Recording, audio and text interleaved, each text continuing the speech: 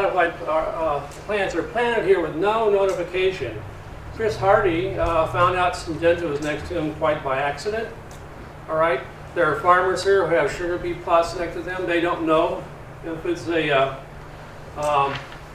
genetically modified or not. Abbey Lane, who's bought Abbey Lane produce from here?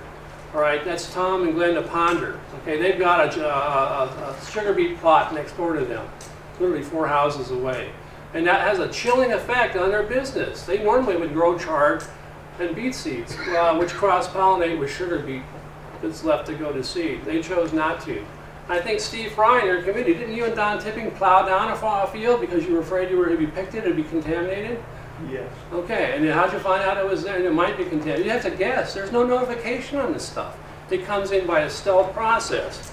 The government keeps it secret. You can call USDA, where are these plots? Sorry, proprietary information. They won't tell you. 8 years ago, you know why a ban is good for, could be good for Jackson County.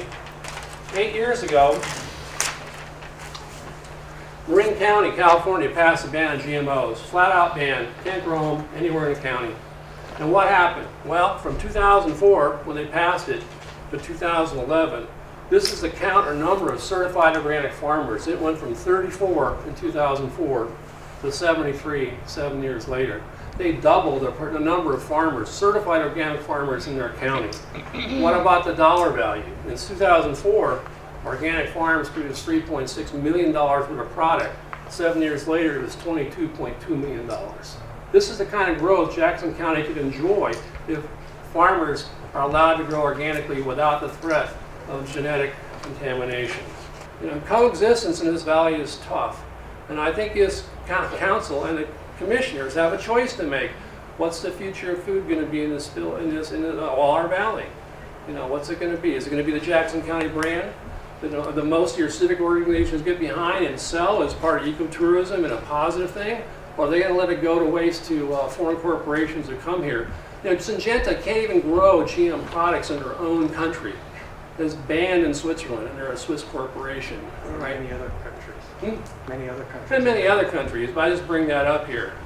Okay, can't do it there, but they'll come down to Southern Oregon here, and we'll just put it out there. They won't notice so much. Well, the answer is, yeah, we do notice, and we want it out of here. One experience that we had over there at Steve Fry with Fry Family Farm, we were doing a collaborative seed growing project. We had some Swiss chard out there in his field near Medford on Ross Lane, and the threat of contamination was so high that it wasn't worth the gamble, the economic gamble, to pay workers to harvest the crop, to clean the seed, to do the GMO test, to only have a positive result, which would basically be some really expensive chicken food, if that.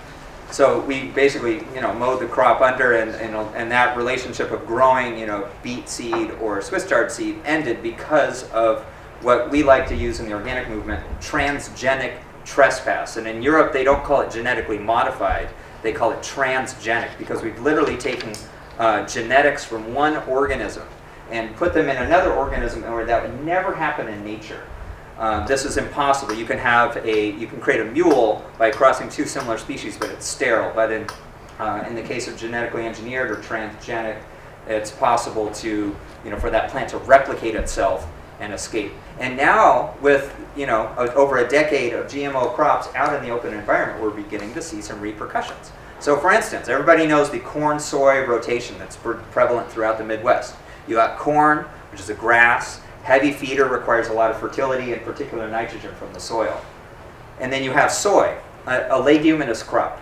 And it fixes nitrogen from the atmosphere into the soil and helps maintain somewhat of a balance. So farmers alternate 1 year of corn, another year of soy, and you maintain some semblance of soil fertility.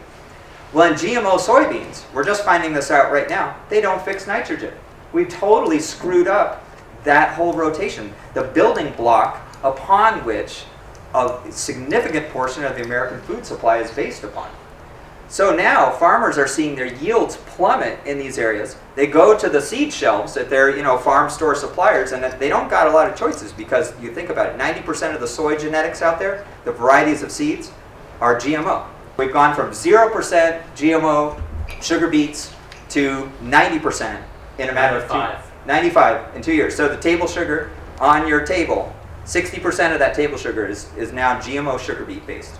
Okay, so this is something I think that's really important to consider. And we're seeing more of these problems like the GMO soy that doesn't fix nitrogen. They're also finding it has lost its heat tolerance, and in excessive heat waves, the yields are plummeting. And farmers are going bankrupt and just giving up. Farmers and plant breeders have crossbred plants for years to obtain desired traits in our crops. Most crops we enjoy today are produced of this hybridization.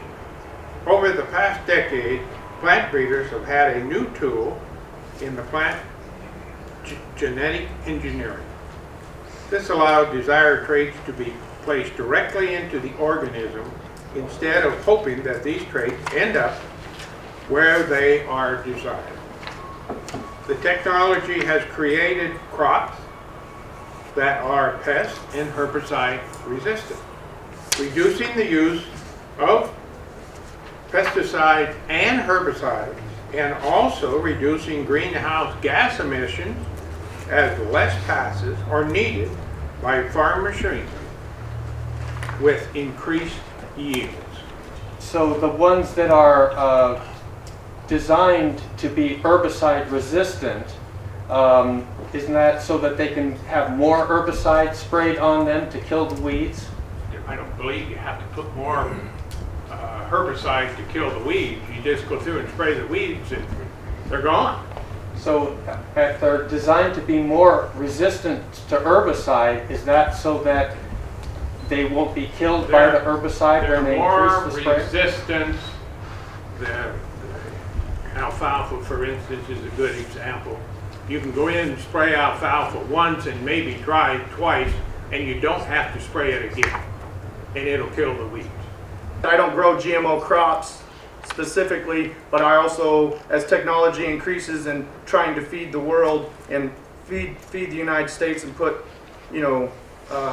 affordable food to the table, I want to be able to have that option as a farmer and how I make my living, that it's a possibility.